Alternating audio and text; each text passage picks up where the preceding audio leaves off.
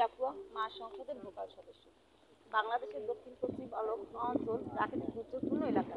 এই প্রাকৃতিক দুর্যোগের ফলে লবণাক্ততা, জলাবদ্ধতা, নদী ভাঙ্গন বৃদ্ধি পাচ্ছে এবং প্রতিনিয়ত এই অঞ্চলের ক্ষতির মাত্রা বেড়েই চলেছে। আয়ের উৎস ক্ষতিগ্রস্ত হওয়ার কারণে জনগণের জীবন জীবিকার আর নেতিবাচক প্রভাব ফেলেছে। জলাবদ্ধতা ও নদী ভাঙ্গন এর ফলে অঞ্চলের জনগণ সামাজিক ও অর্থনৈতিক নিরাপত্তাহীনতায় ভুগছে। লবণাক্ততা বৃদ্ধির কারণে মিষ্টির পানির উৎস ক্রমান্বয়ে লবণাক্ত হয়ে যাচ্ছে।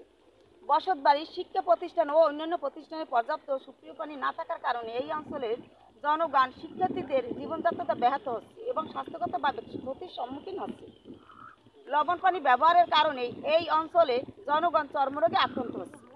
মা সংসদ, ইউনিয়ন পরিষদ, উপজেলা পরিষদ, ডিপিএইচই ও সংসদ সদস্যের সাথে এই সব বিষয়ে বিভিন্ন সময়ে আলোচনা করেছে, কিন্তু